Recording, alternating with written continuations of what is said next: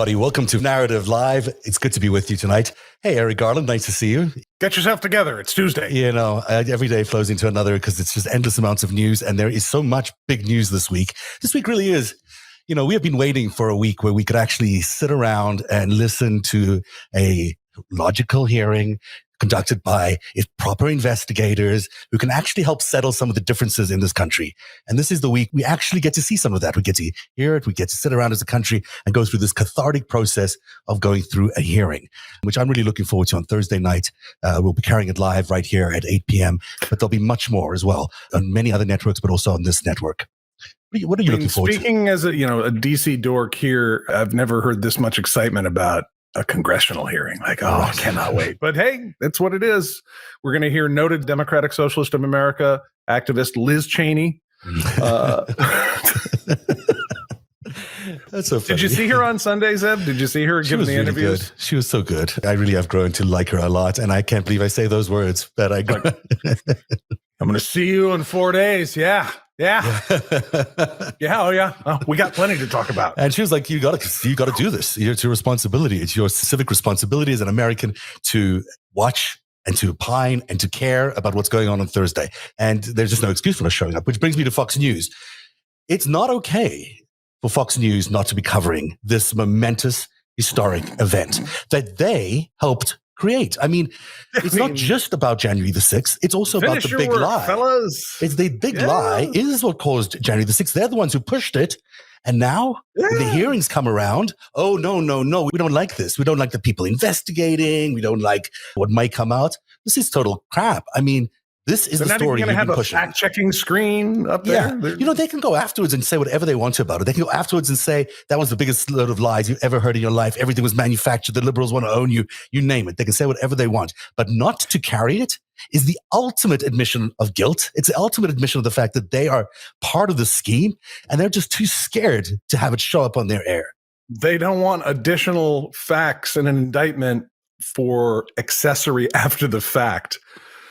Because accessory, you get half of whatever the sentence is, and in a seditious conspiracy, it's 20 years. So half of that's 10 years. I mean, you know, as a TV producer, I might not want to do a dime in jail over accessory. I mean, for that. It's kind of ridiculous that you've got an operation calling itself a news operation that is even in a position where they're so complicit in an event like this that they no longer can be considered journalists. I mean, they're just foreign agents at this point. You're no longer functioning as a journalist when you're organizing, advising, helping out, doing whatever else they were doing on January the 6th. And then when the final hearings come around, when the opportunity to actually air all this laundry out, which is truly a cathartic thing every time it happens in the world, because you finally can get a unifying moment for the country, they're like, oh, no. We're not interested. It's so weak and misleading, and I hope Americans see through it. And, you know, this is a good time to call your cable companies and say, why is this trashy foreign intelligence operation of a TV network available to basic cable? Why is it there at all? I mean, if it's going to be there, it should be on a faraway tier, super expensive and hard to get to. But otherwise, it shouldn't be available to people on basic cable. It's one of the first few things that they get, or whatever the first second tier that people get. I think, if there's a consumer demand for hostile foreign intelligence propaganda, that's fine. I wonder why it goes out to our armed services on TV. Mm-hmm. That's not very helpful. I mean, we discussed on the show just recently that he's still taking money, Murdoch, from the Chinese. Oh, yeah. $100 million US dollars worth, So what, we're okay with this? We're okay with Mr. Anti-China is now taking money from China? Well, his wife was an MSS spy. Exactly. I mean, So, it drives me nuts. But I'm looking forward to everything except tearing apart Fox News, but I'll enjoy that as well, because that'll be a good thing to do. On narrative.org, I also have a thing that I've been working on for literally, I think, 17 months. That's how long this whole process has taken. But, since day one after the insurrection, I've started to put together one of my charts, because that's how I organize my mind in terms of who's involved and who's not doing, who isn't involved, where do they line up, in which categories, what type of operatives are they? Are they officials? Are they activists, instigators, influencers, you name it?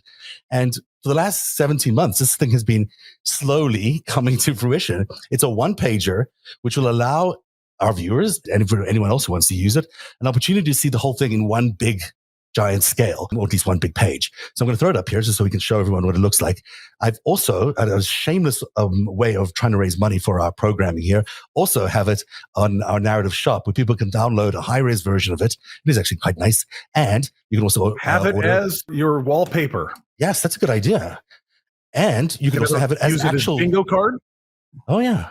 And there's also cards. Yeah. As the indictments come down, you know. I actually thought it might be a little bit like a bingo game, because as people's names come up, you might want to cross them off and see if, or at least circle them and see if they made it into the big chart, because this is the big chart. It's a little bit hard to read because it's a lot of detail, and I was trying to put the names in there as well, and there's just too much detail at that point. But you can see that it's divided into quite a few sections. There's people involved in the Capitol, not everybody, because they wouldn't fit in either, but certainly the senators and the Congress people involved there. Below that, you see what's going on in the Pentagon, the 6 people that certainly raised a lot of eyebrows in terms of their involvement in what was happening. You've got the SCOTUS involvement through Ginny Thomas. And then you've got people at the White House and the periphery around the people at the White House who helped set up all of January the 6th. You've got the VP's office, which is becoming such an important storyline here about what the VP did that day and choosing not to be taken away by Secret Service. And then you've got this bottom right corner, which I call my Russian corner or my Kremlin corner, because there's a lot of Russian operatives, which I found really surprising in the amount of Russian operatives involved on the January the 6th insurrection. Above that, you see the OAN network and the Washington Times, which was shown you before, belongs to the Moonies. And then above them, the Epoch Times and NTD, which are China. Those are the influence operations, which were media influence operations, which for months and months and months, I should have Fox News up there too, helped position everything that was going on before January the 6th. So people started to believe the big lie.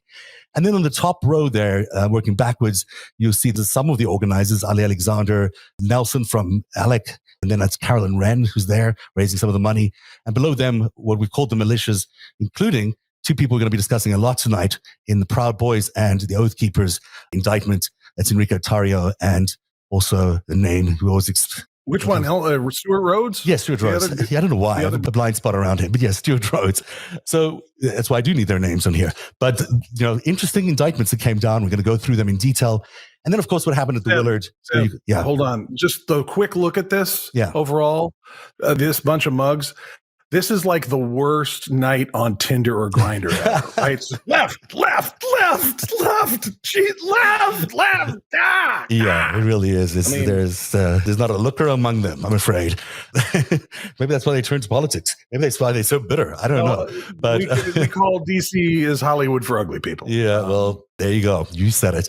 So it's going to be really interesting. This is an opportunity for people to see things as wide an angled lens as I could provide them on one sheet. But it looks so much like a conspiracy. It looks so much in all different parts of our government, all trying to work together to overthrow the election. And that is the key right here. I think that's what people are looking for in the January 6 hearings was there, in fact, a seditious conspiracy?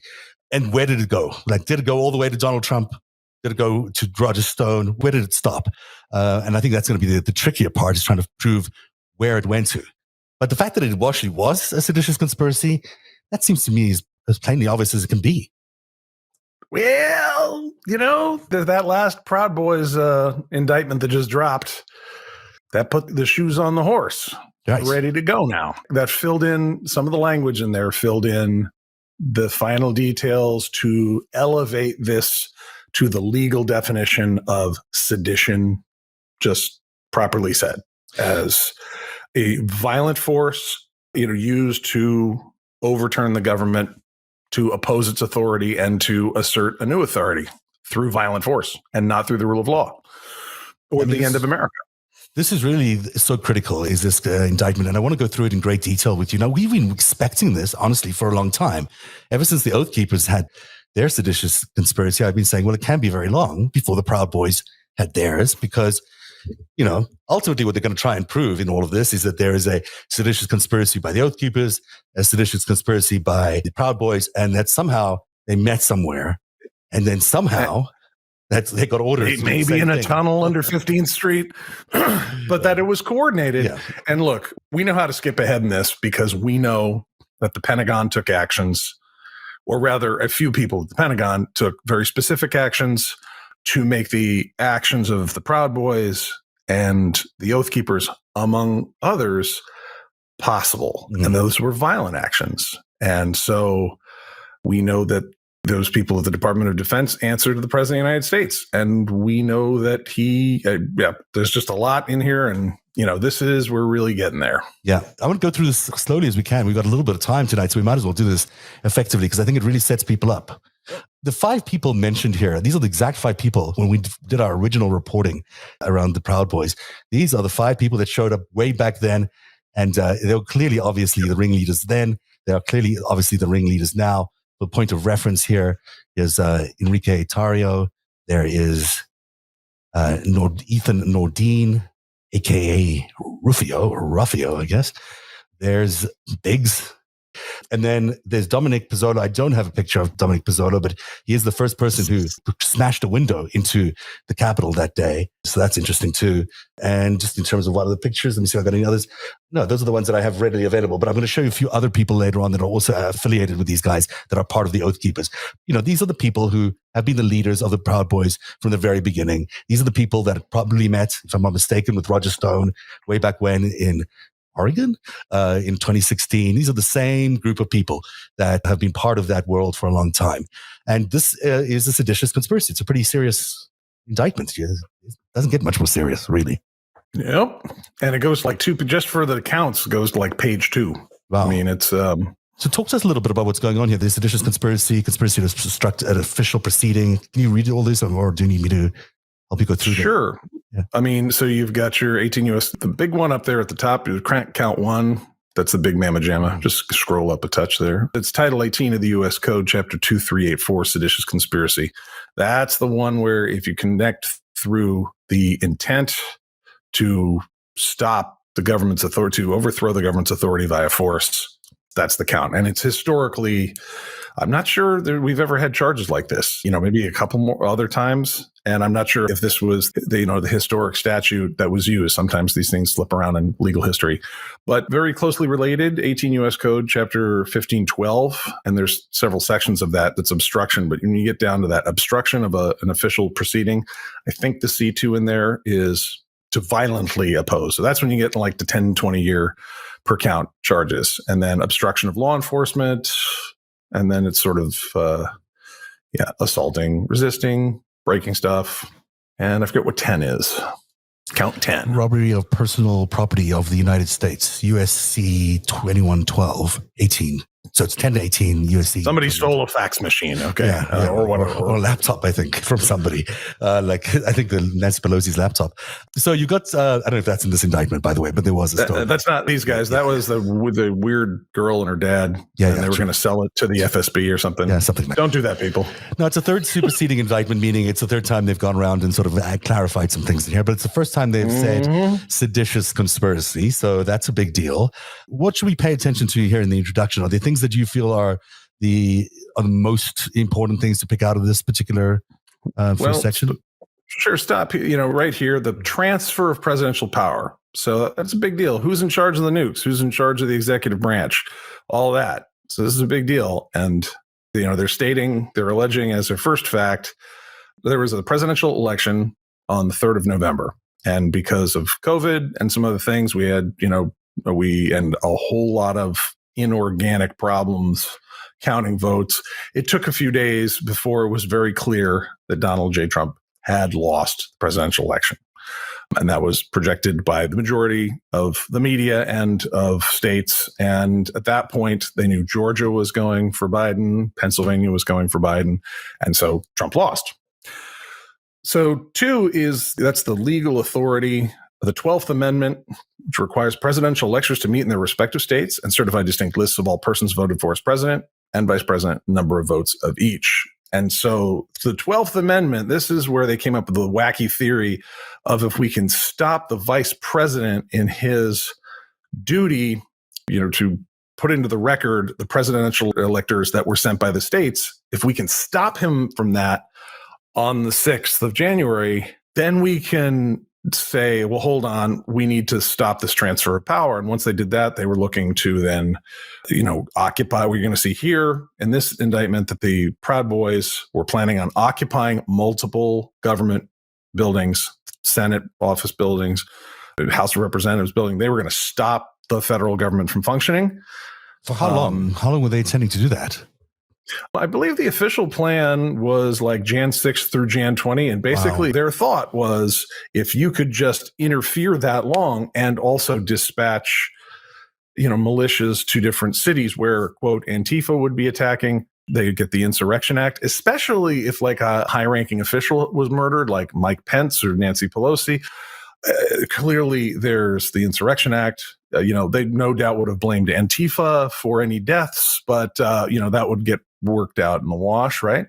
Yes, this is really important what you're saying. You're not just saying that on January the 6th, they were trying to just, hey, let's postpone the vote and we'll have a recount in a little bit of time or whatever. They were saying on January the 6th, we're going to postpone the vote, have the Supreme Court step in and nullify the whole thing.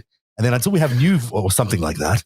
And then now we come to Georgia and other states that they've caught these guys making forged documents to call themselves the real electors. Mm-hmm. So they were going to violently stop the vote. They were going to create enough violence to justify the Insurrection Act. Mm-hmm. Presumably, Alito would have stepped in and, given some edict that, nope, you're not, this isn't legal. You can't go ahead and, transfer power to Joe Biden. Then guns in the streets, take state capitals. They send, quote, the real electors from these states. Then Donald J. Trump is in by force instead of by a peaceful election. So what you're describing is the most horrific scene you'd ever imagine in America. I mean, this is something you'd never in a million years expect to happen, where militias out of nowhere would suddenly show up on your streets, telling you what to do, where you could go, what time of day you could be out, take away your rights to almost everything because they'd have instituted some sort of martial law, and you would have no ability to function in the way you've been used to functioning as a free speech or free media or free anything, because basically the military would have taken over certainly some states, maybe not all of the country, but some states in readying for this new vote, which would have been under the control of a military force. I mean, we're talking about taking America and plunging it into the Soviet Union in the 1960s. It's an anathema which you can't believe, but that's exactly what it seems that they were planning. It wasn't just we're going to be nice and polite and have another vote in a few weeks. No, they were going to come in with their weapons, try to suppress as many people as they can, suppress as many rights as they can, and force a new vote on America, which, how free and fair that would be, who knows, and basically take over the country as a dictatorship. Yeah, it sounds bad the way you put it. But that's what they were trying to do. There's all these nice rules and amendments and sections and things, but that's the truth of it. That's the goal. And these people are not even in jail. Some of them are, but the leadership is certainly not in jail. There's a bunch of them are. Yeah, but the leadership isn't in jail. Not only are they not in jail, they're still running a party. This is the same people still running the GOP. I mean, it's like, well, I mean, I understand being like a free country, people, you can be free and loose with some things, but you can't be free and loose with this kind of stuff. You can't have a party that is supportive of destroying the system that you've built in order to take it over, still in the system. I mean, I don't know. It seems ridiculous. You can't have them there, and yet they're still there. They might even win the next elections in November. So Fox News, this is why we want you to run this stuff. This is why you must run this stuff. And this is why if you're a Republican supporter of any of these parties, of any of these candidates, it's imperative that you watch this stuff so you know exactly what your party stands for when it comes to November. Because this is what they stand for, an absolute takeover of democracy. Yeah. Okay. We should probably stop this. I mean, yeah. It's bad. It's bad. It's bad. Talk to me a little bit about what was going on with Mike Pence that day. So this is a fascinating piece of the story for me because Mike Pence decides he's going to refuse to cooperate with Donald Trump. He's going to say no to Donald Trump and actually do his duty as described in the Constitution and authenticate the votes that were elected, that were appointed. Yeah. And then they try to kill him. Well, we're going to hear about some of that, I gather, in more detail when the committee convenes. But the long and short of it is by the middle of December, I think that John Eastman character there had come up with the wacky plan that he admitted he knew was not, wouldn't pass muster at the Supreme Court. But nevertheless, it's like, well, here's what you're going to do. You're going to stop the vice president from counting, and then we can have the quote unquote real election. And, they went to White House counsel Pat Cipollone. They went to, Pence's vice presidential counsel And they said, "You're insane. We're going to die in prison." No. A good legal argument? That's not a good idea. No. Yeah. And Pence was like, "Yeah, probably not." And so then there was pressure that, in the days to follow, and especially January 5th, I believe some of Trump's rhetoric against Pence ramps up, and then on the 6th as well. And of course, we know there were people calling for Pence to be killed.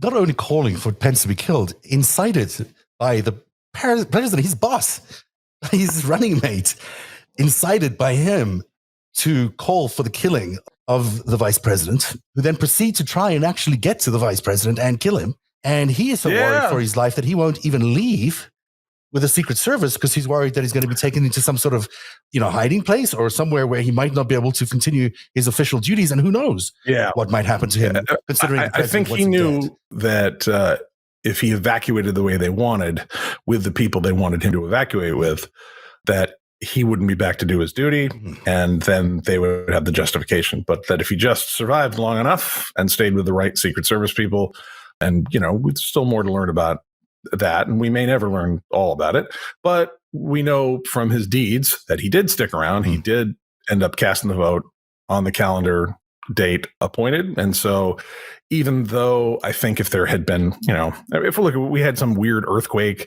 and the vice president in a normal election year, and the vice president couldn't make it to deposit the votes, we'd probably go, okay, well, the next day, because, we had an earthquake and we had to go and it was after midnight, but who cares, right? But that wasn't the point. The point was they wanted some justification to invoke the Insurrection Act and dispatch all these Second Amendment solution people into the streets. There was also Paul Gosar, right? I mean, in his lawsuit against the vice president, that was what was waiting for Alito that night as justification to extend the vote. So you're absolutely right when you say that they were waiting for the violence and you're waiting for the Insurrection Act to be called in. They also had a plan. They knew they were going to let Gosar's lawsuit land on Alito's desk that night as things were delayed because the vice president wasn't doing his duty, quote unquote. So, this was so sophisticated, even though not really in its, in the way it appears. It's a good way of putting it. It was sophisticated, dumb, but complicated in its dumbness. Yeah. But they thought it out. They had a plan. I mean, they honestly thought if A happens and B happens, which would have taken a long time to think that through. Get everyone ready, make sure Alito's on standby, make sure all this is going on. I mean, and yet they thought somehow this was going to work. What else have you got? What else have you got after you've tried a conspiracy to give the Saudis our next generation nuclear technology? Right. We sold us out in every other way. So sure, go for it. Yeah. Wow. Also, remember January 6, 2021, what else was announced? The new Attorney General, Merrick Garland, is going to be coming. And there's actually some video footage of Roger Stone going, "Oh, whoa, that guy. Oh, yeah, yes, the domestic terrorism prosecutor from Oklahoma City. Yes, the appellate judge that you all screwed out of a Senate or a Supreme Court seat. Yeah, that guy. He's going to be AG. He's going to be the prosecutor in chief, and he is a great judge, and he is a great prosecutor with many, many years experience dealing with the worst people out there trying to blow up the government, just like you guys. Yeah, Roger's no fool. Yeah, he's a Dick Tracy villain, but he's no idiot. He knows what's going on. And which is why this indictment is so He's like, important. "Oh, that guy." Yeah. It's look, he even had his own personal axe to grind, so you can even add that to it. But I don't think he's acting on that. But he certainly would have liked that Supreme Court seat. But that's why this indictment is so important, because this is the DOJ actually doing the work that people say it hasn't been doing. Well, they are no doing kidding, the work. right? Yeah. This whole look. The Department of Justice does not have a ticker chyron like ESPN with here's how our grand juries are going, here's how our criminal investigations are going. There's even fire Merrick Garland. I mean, I think there were a lot of people that wanted somebody less effective than Merrick Garland. They wanted a lot of chaos in there because they were in trouble. Some of them are even sound like they're on the left, but they were in trouble too. Yeah. It all depends. Yeah. But in paragraph 5 here, I just want to say I was on a HuffPost Live TV show with Gavin McInnes in 2013 where he yelled, he screamed at me for not being a real man or something like that. This is just as we got to know those characters. And he was the head of the Proud Boys. And I'm sad that he's not here to represent on this indictment because, you know, it could have been great. He left the Proud Boys, right? I don't know. Where is he? Is he gone back to Ottawa? Is he... I don't know what he's doing these days. And I did read about what he was doing. It may have been that he was doing it in Canada or doing something up here, but I don't know. He certainly was taken off the scene in a hurry. I don't know why. Yeah. Well, and suddenly Enrique came up. Enrique, by the way, is a very unlikely leader for a white supremacist kind of movement, even though they're not technically a white supremacist movement. They sure seem aligned with those kinds of interests. And, you know, he's not the typical leader of such a thing, but who knows? Who knows? So what does it say here? It's about so that they individuals known and unknown to the grand jury are affiliated through their membership in the Proud Boys organization. The Proud Boys describes itself as a pro-Western fraternal organization for men who refuse to apologize for creating the modern world, aka Western chauvinists. Proud Boys members routinely attend rallies, protests, and other events, some of which have resulted in violence involving members of the group. There is an initiation process for new members of the Proud Boys, and members often wear black and yellow polo shirts or other apparel adorned with Proud Boys logo and slogans to public events. This pro-Western fraternal organization for men who refuse to apologize for creating the modern world, aka Western chauvinists, it sounds to me like it comes directly out of a Russian propaganda playbook. I mean, to me, it's that kind of language about saving Western civilization and all other stuff. Yeah. I mean, that's just Kremlin talk. It's Kremlin-y. Yeah. It's kind of weird. It's weird. No one really thinks like that in the United States, I don't think. Unless you're part of a giant landmass, most of which used to be owned by Genghis Khan, and where the population kind of looks like Genghis Khan, and you're trying to like cling to this way Western Slavic thing. Yeah. They're the ones paranoid about it. I mean, like, you know, there's not a lot of, you know, English and French people like the West, we created the West. They know they had empires. Russia's the one that's paranoid about losing contact with the Western world. So Americans don't really think of them as part of the West. Americans think about themselves as being the center of the universe. They're not just... There we go. They're not the West. They're everything. So That's right.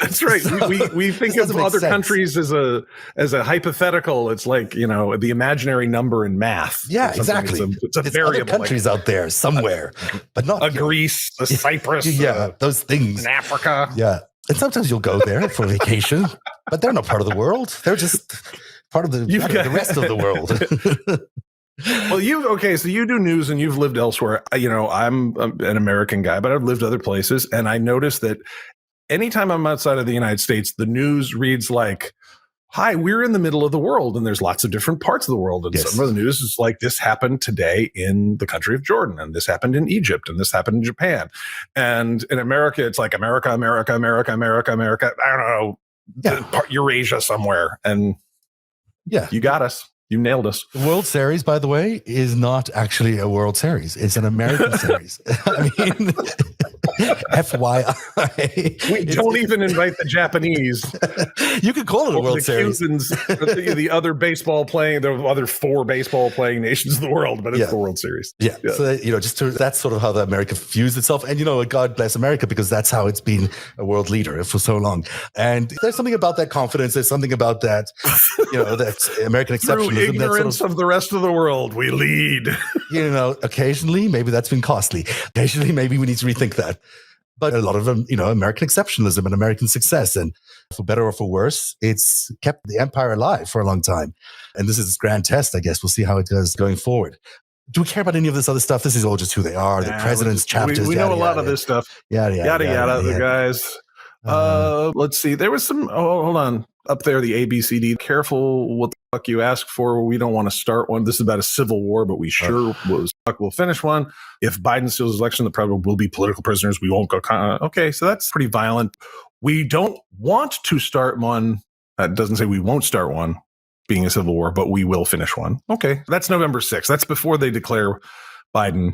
Right. So the winner. What is wrong with Biden being the winner? I mean, they just sort of this general theory emerges from the Trump campaign, or who knows who else, in September, saying, hey, we're not going to win.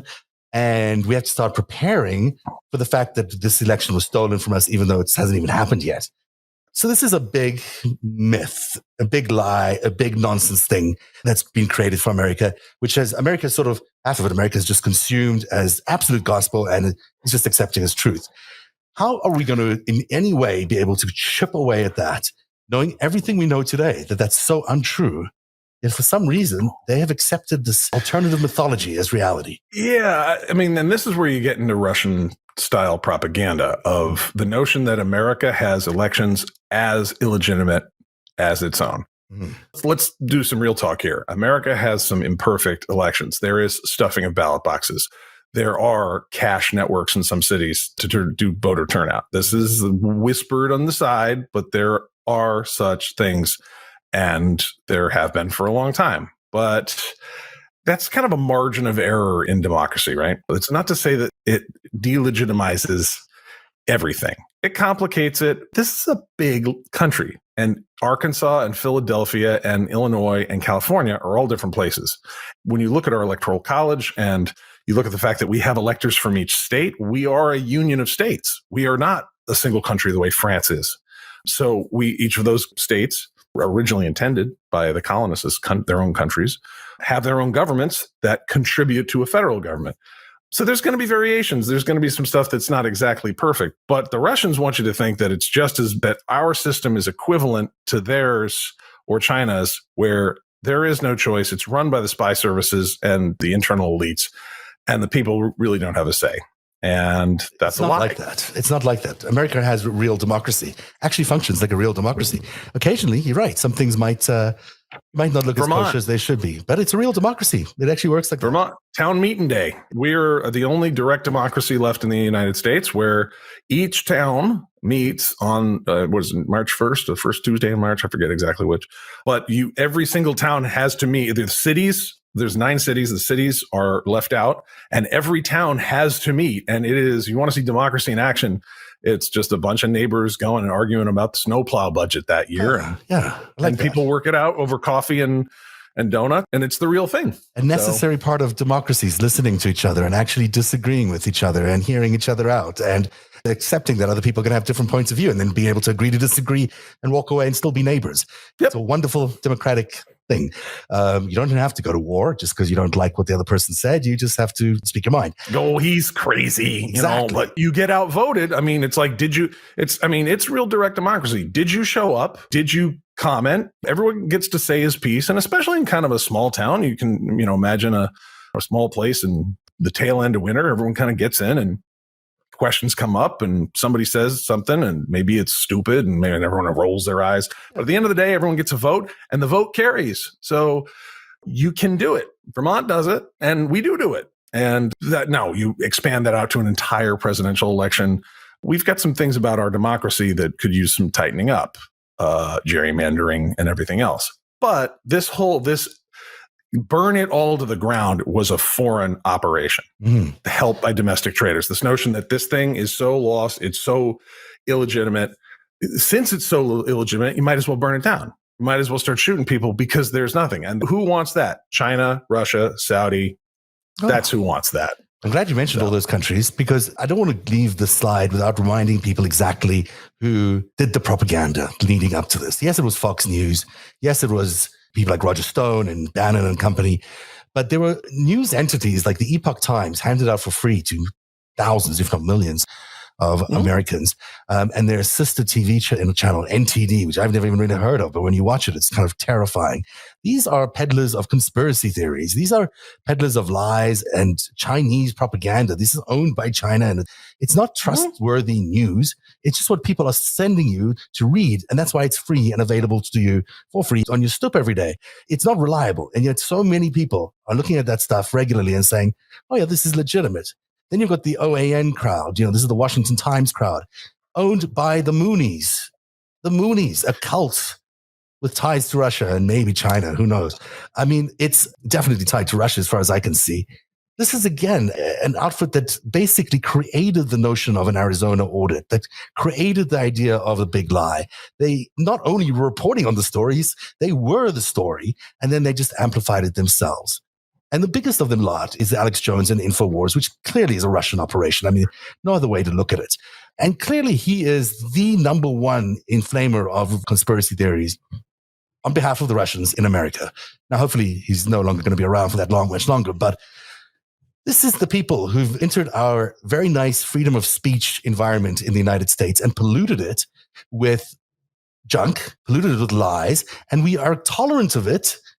And I don't think we should be anymore. I think it's okay to say we don't want foreign intelligence operation television networks in our country anymore. Goodbye. It's just not necessary. And then there's a Russian insider, this Charles Bausman guy, who not only was holding meetings for the Nazi Party at his barn in Pennsylvania, he then attends January the 6th and is streaming live, probably to Putin or whomever. And then where does he go right after when it doesn't work? Moscow. Where does he go? Moscow. Leaves his home without even taking down his Christmas lights. That's what he did. This is, you don't have to look very deep. You know, there's a lot of Russia in this operation. And there's Konstantin Malofeyev, the oligarch who's tied to the Russian Orthodox Church. Very, very dangerous group of people with these former Behind Fox News producer of Crimea, the invasion of Crimea by the Russians, and then you've got Jack Hannock, who was his Fox News producer that he hired, even though he was sanctioned. Yeah. And Hannock went to work for Malofeyev in 2013. Yeah, and these guys are both spies. I mean, these guys officially are now foreign agents as they've been indicted because they contravened the Foreign Agents Act because they were trying to do the same thing in Albania and Greece and wherever it is they were trying. Yep. These are not good people. These people are not should not have any influence in our environment. These are spies. Spies. They're spies. In the classic way, spies used to be spies. They're not just there to like steal documents. They're there to fuck the system up for us and influence the system. And these guys were allowed in very easily, and we should be more careful. And look, making it Trump Russia overly focused about everything during the Trump administration, overlooked the role of Bibi Netanyahu, overlooked the role of Saudi money and networks of people in Los Angeles, overly focused on Russia. But this violent coup attempt where you had some people at the Pentagon, where you had these paramilitaries that are looking to make it seem like there is a popular movement.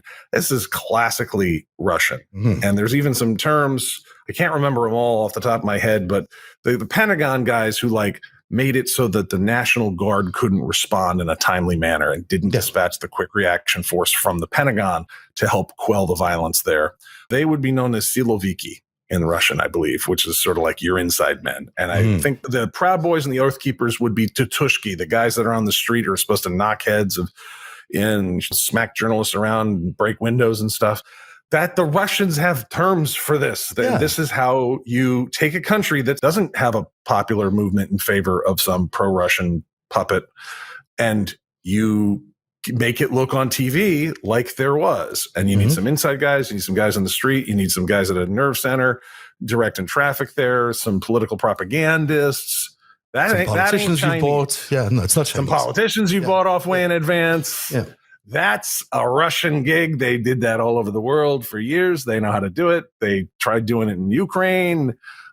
So as much as I try and widen the lens on the Trump Russia, I'm really interested. You got Charles Bauman takes a flight to Moscow as soon as he can. I'm interested in just how much of the Russians were behind this, because I don't think they were behind everything that happened for the last 4 or 5 years, but you can't sleep on them when it comes to the down and dirty intelligence kinetic operations. It's what they do. It's what they do. It's their playbook. I mean, if you're going to do it against the biggest superpower in the world, you're going, even if Russia wasn't the instigator, ultimately, if China was just getting Russia to do it for them, whoever, these are the people you'd call, because Russia knows how to do this stuff. This is what they do. And so Ivan Reichland, another dude, speaks Russian, but supposedly a Green Beret and friends of Michael Flynn out there, violently. He's Russian born. He's Ivan Reichland was Soviet born. Yes, right. But he's a Green Beret as well, somehow. Was, I guess. And, fluently speaks Russian and, was involved in all these election campaigns. This is pretty clear. You don't have to look very far that there's a lot of Russia. Not to mention Michael Flynn, who we already know is having dinner with Putin, which is rare. A rare thing, And I'm not saying that maybe China is not involved behind the scenes with all these other things. Of course, they are involved in the NTDs and the Epoch Times, and Israel were surely involved in some of the stuff that was going on in the Pentagon. Certainly looks to me like some of those characters were be under the influence of other countries like Israel, Saudi Arabia, who knows? But Ali Alexander himself comes from the UAE. I mean, there's other countries involved here. The whole gang's here. Yeah. But there's a lot of Russia. There's a lot of Russia. It's like, it sticks out. It just does. And who had an axe to grind? And who are we at war with in Ukraine right now? Russia. So, it's not hard to see how all of that connects. Speaking of Russia, a bit of a segue here, but it's worth mentioning. We've all been talking about the Oath Keepers a lot. And Stuart Rhodes, the guy's name I can't remember. Stuart Rhodes, it comes from the Rand Paul, Ron Paul universe. And he was their assistant or whatever it was. I don't exactly remember the exact title, but he's Yale-educated, super smart guy, apparently, former Ron Paul associate. And we recall, of course, Ron Paul. Ron Paul loved traveling to Moscow, loved going to Moscow, loved going to Russia and telling everyone that Putin is right and the world was wrong on Russian television. That Ron Paul, the same Ron Paul whose son, Rand Paul, also likes to go to Russia to occasionally, hey, I'm handing a letter to Vladimir Putin. There's no mail service or something to Russia. So again, there's just another possibility that Russia could be involved in the Oath Keepers, indirectly or indirectly. There's some Russian stuff out there. Yeah. Yep. Yeah. So just, I'll put that out there. Should we go back to this indictment? We sort of haven't finished it. We have time. A few more minutes here. There's some good stuff that we got to that I want to show people. The major stuff that is in the indictment there is that they're going to violently occupy buildings. Right. And they're going to stop the vote. And then they're going to hold those buildings. And then, I think the quote may be down the indictment a little bit here. We're going to get to the part where it's like, if we can just keep it until through tonight, we should be good. Let's see. On December 19th, plans were announced to stop steal on January 6th to coincide with the certification of the college vote. Okay, there we go. This is the planning part. I think they just start talking about fit in or fuck off is their thing. Yeah, there was a quote earlier on. This is taken from us. There's war, basically. This is only for the serious ones. Yeah, serious, man. So here we get to the actual conspiracy parts. Okay. Yeah. Wow, I didn't see that. Okay, purpose of conspiracy. Okay, let's not go by this. This is it. The purpose of the conspiracy was to oppose the lawful transfer of presidential power by force, by opposing the authority of the government of the United States, and by preventing, hindering, or delaying by force the execution of the laws governing the transfer of power, including the 12th Amendment to the Constitution, Title III, Section 15 of the United States Code, using force to stop Mike Pence from certifying the vote, to stop the lawful transfer of a presidential power, which is technically a self-coup. If you're already in power and you want to retain the power, it's self-coup, but it is in the coup d'etat, the cutting off of the top of the state. That's the purpose. And this is the first time the U.S. Attorney's Office has come out and said, that's what they were doing. That's why the breaking the windows. That's why the killing policemen. That's why. And they also say here, with others whose identities are known and unknown to the grand jury. To the grand jury. So there's some people who might not be indicted here whose names have come up within the grand jury. And there's others that we know about at the Department of Justice that the grand jury may not have heard about yet. If the week is young. So that's where we're going to as we look at this hearing on Thursday. They really are going to try to build a case here. This list is really important. So they're encouraging members of the Proud Boys to attend. They used websites, social media, or electronic communications to raise funds to support travel and equipment purchases. Now, I wonder who paid into that, and were they all Americans? And if so, if they were not Americans, who were they? If they're Americans, who are they? Obtaining paramilitary gear and supplies, including concealed tactical vests, protective equipment, and radio equipment for an attack. Dressing incognito rather than wearing their boy band uniform. That was really interesting, right? On the day, they decided to show up only wearing these red berets. They were not dressed as they normally were with their black polo shirts and the yellow insignia, which people thought was really interesting. In a city filled with cameras and advanced facial recognition software. Yeah, nice job, guys. Yeah. So engaging in meetings and encrypted communications in D.C. in the days leading up to January 6th and the morning of Jan 6th to plan for the attack. So Let's go down a little more. Sorry. Yep.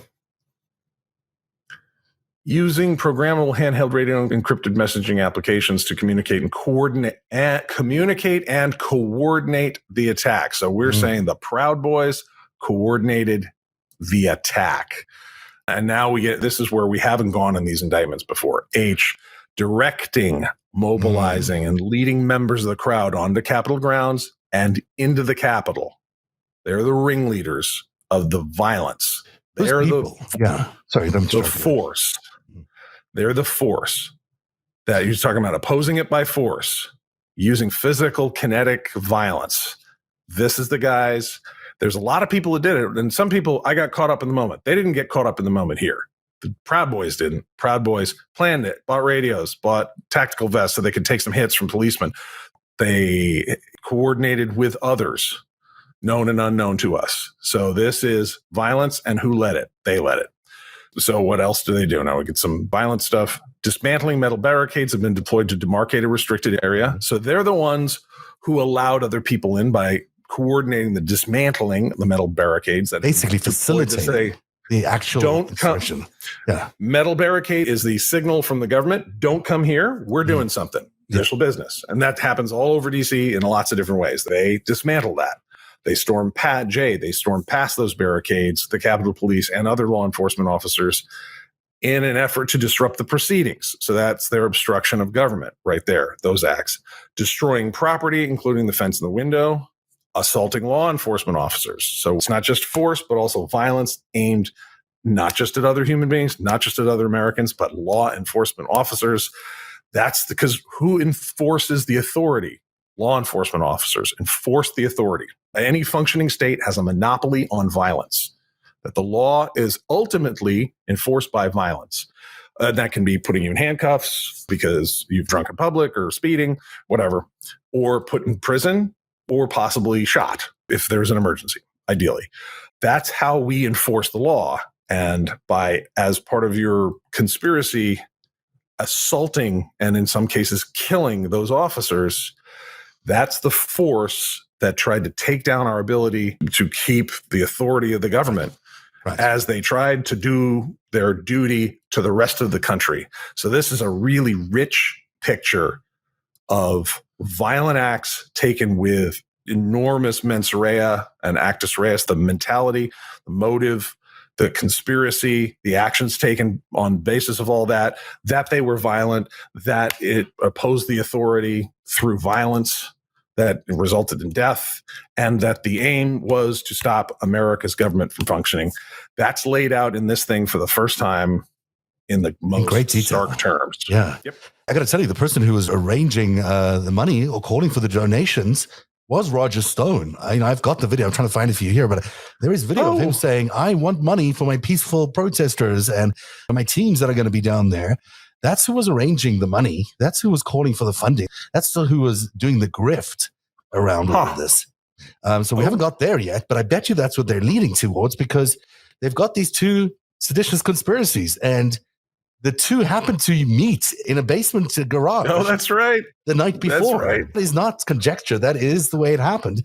And we have video. We showed it to you last week. This is what it looked like when Mr. Tario. I want you to meet with Lieutenant Kelly. And for prosecutors, they're going to call this a meeting of the minds. And that's defined under the law. Predicate acts in a conspiracy. That moment right there with the Oath Keepers, Stuart Rhodes shaking hands with Tario the night before. I'm sure that even if they were to come by right now, I'm on my way out. So I literally just picked up my bags. So I thought they told you 24 hours. They didn't give me the 24 hours. They didn't want, the reason why they did that is that they didn't want me to go to tomorrow's event. Yeah, wasn't he arrested like the day before, and now he was supposed to get out of D.C., and now he's back in D.C., or is this? He was on his way out. He was being told to get out, and he's getting out. But he wants to do one last thing. He's to meet Stuart Rhodes and Claire Mitchell, which is an interesting choice of people to meet. So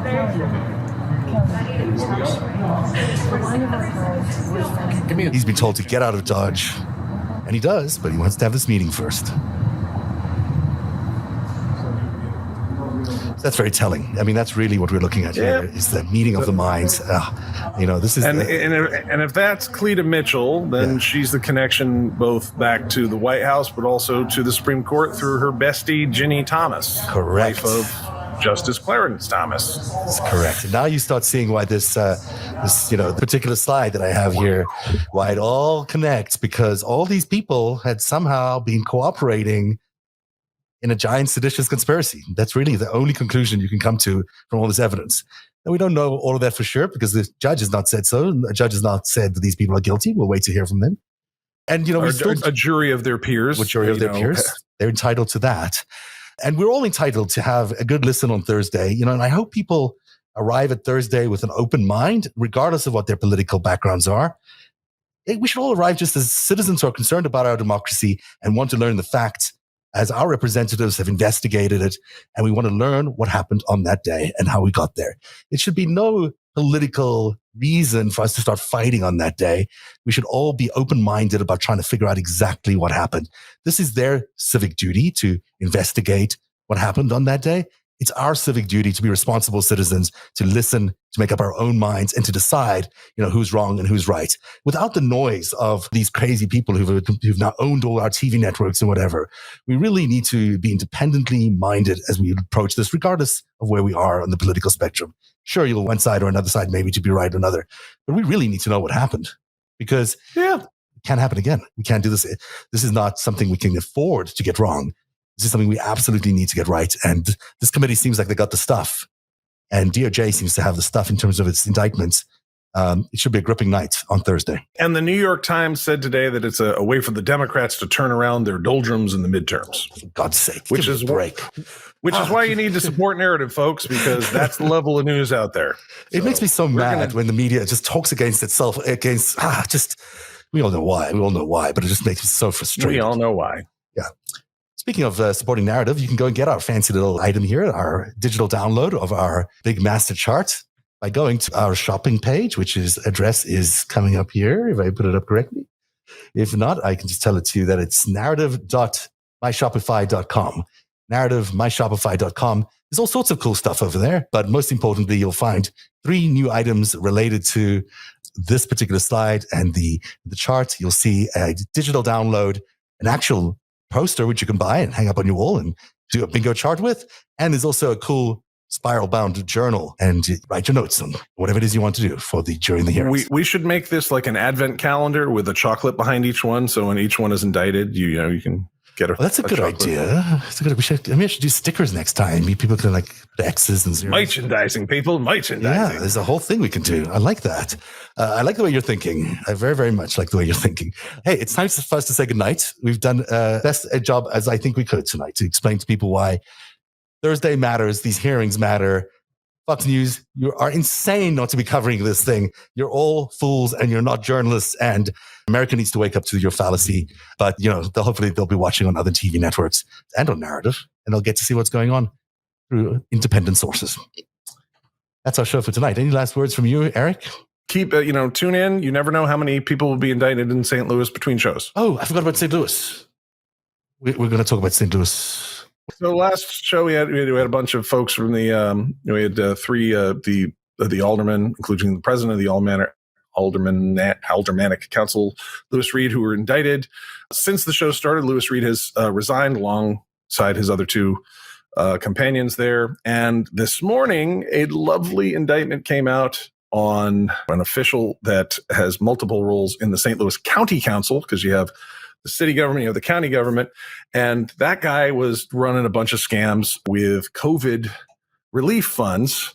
And it turns out the dude he was doing the bribery with and the public corruption with was the same dude who was doing all the bribery schemes with the guy in the city, Muhammad Al-Mutan, who, I don't just think the number of crooks apparently that he has worked with a wire on, he's going to get no prison term. He might walk out with a badge as a special agent. This one dude appears to be the best public corruption investigator in all the FBI. And he was under an 86 count indictment for drug Oh my gosh, are you serious? Wow. For drug conspiracy. But my favorite thing was they updated, because I'm like, okay, is there an update on the Al Mutad case? So I go over to Pacer and I find they filed an amended list of property that the guy's giving up. And there's the gazillions of dollars in cash, the gazillions of dollars that are in the bank accounts that he's turning over. It's like closing up shop. It's like, oh my God, he got every crook around here and he's now going to Disney World or whatever.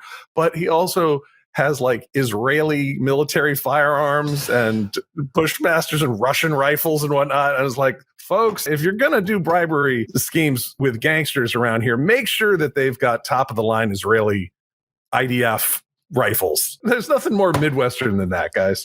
I just find it so bizarre. And, one day we'll have a long conversation about Israel and about particularly the religious right in Israel and what they've done to proud democracy and this exporting of this kind of craziness. It's mind-blowing and sad in many levels, but it's not surprising for me to hear you talk about those weapons in the heartland. I think they've been at it across America, wherever they can. And they've got some of their operatives here in the heartland. Oh, so. Yeah, they sure do. They have, everywhere you look under a rock, there's either an Israeli operative intelligence person or a Russian one, or one that represents both. I don't know, doing things. It's just the nature of, unfortunately, of where we are. And it's not even, that's just facts. Wish it weren't, but it is just fact. So that's interesting. Good for you, because you've been supportive of some of the initiatives over there to stamp out corruption, and you're a big anti-corruption dude yourself. We were talking about, child sex trafficking, and we had a judicial official, a juvenile officer go down. And then a few days after that, we had a sting in Kansas City for 32 people were arrested for child sex trafficking stuff. And then we're doing corruption over here in St. Louis, and so we get the city one day, and then we get the county. We get this. It's I hear it's going to be quite a fun time. I mean, look, the other thing that happened today is the appellate court here in Missouri in a case in Cole County that was brought by Mark Pedroli, who is a big civil rights attorney. The case is about Eric Greitens having used a digital app, Confide, to automatically destroy records that were government business. And the appellate courts, this isn't the circuit courts where there's lots of people who qualify for judges in various counties around here, but the appellate courts are supposed to be the finer minds here in the state. And they just rubber stamped, it is okay for Missouri to run a secret government and destroy files anytime they want. What? That we now have the state of Missouri is a secret affair. We pay for it with our taxes, and what they do is none of our damn business. And the appeals court just put its stamp on that. That is so ridiculous. It's ridiculous. We don't do that in America. That's not how it's done. Well, the war's not over, but I got to tell you, the amount of indictments you see on a regular basis, it sure makes you feel hopeful about the future, because there is a lot of activity in the law and order world bringing down a lot of this corruption. And I, every couple days I go and check how many federal search warrants have gone out, and the number is increasing week over week around here. So tune in, folks, because I'm going to be in a good mood. We're going to cover all of this as it continues to happen, and we'll see you back here on Thursday. We're going to have a late show on Thursday. We're going to be on after the hearings, but we'll show you the hearings, of course, first. I hope you're ready to stay up late, Eric. But, it's necessary stuff. We've got to be here, and whatever Fox News is planning to do, we'll make sure we counter that with some real truth and independent journalism. From that note, thank you for watching tonight, and thank you to our patrons. We really are very thankful that you support Narrative. This stuff does not happen without your support. These programs are expensive and they require a lot of tending, and your funding is how it happens. So if you're not yet a patron, please go to patreon.com/narrative and help Narrative continue its work. And on that note, good night, Eric. We'll see you Thursday. Narrative is made possible by viewers like you. Join today and support truly independent journalism at patreon.com/narrative. That's patreon.com/narrative.